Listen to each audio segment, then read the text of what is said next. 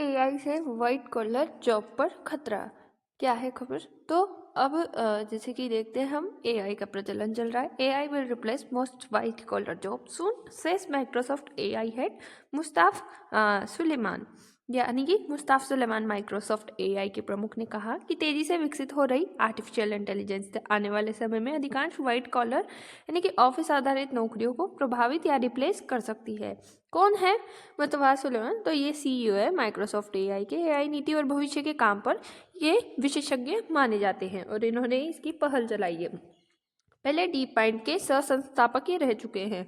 बयान क्या है? तो एआई तेजी से विकसित हो रहा है। आने वाले वर्षों में व्हाइट कॉलर जॉब्स पर सबसे बड़ा इसका इम्पैक्ट देखने को मिलेगा।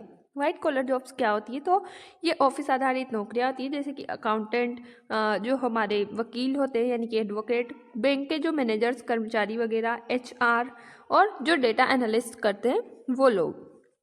एआई किसे करेगा रिप्लेस? यानी कि एआई कर सकता है डेटा का विश्लेषण, रिपोर्ट बना सकता है, ईमेल लिख सकता है और कोडिंग डिकोडिंग जैसे फीचर्स इसमें है, और लीगल ड्राफ्ट भी ये बनाकर देता है। यानी सोचने वाला काम भी अब मशीन कर सकती है। तो इसके लिए क्यों लोग अपनी पूंजी को इसमें लगाएंगे कि मानव संसाधनों के रूप में ही रखे जाए?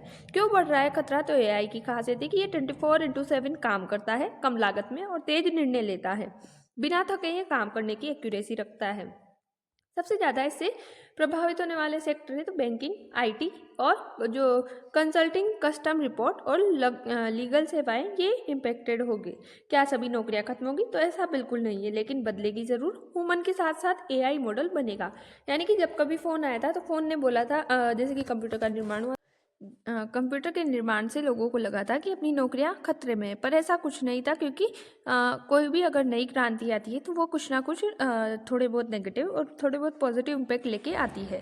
नई नौकरियां भी बनेगी, जैसे कि एआई से पैदा होंगे नए रोल, जैसे कि AI trainer, promote engineer, AI expert और ऑटोमेशन मैनेजर इससे होंगे। मानव की भूमिका क्या रहेगी? तो एआई नहीं कर सकता भावनात्मक निर्णय, यानी कि नेतृत्व और रचनात्मक सोच नहीं है।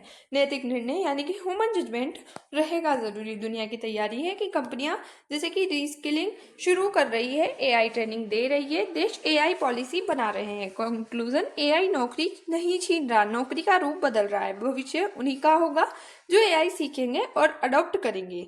यानी कि नई टेक्नोलॉजी से हमें भागना नहीं चाहिए, उसे अडॉप्ट कर लेना चाहिए। जय हिंद, जय भारत। Thanks for watch.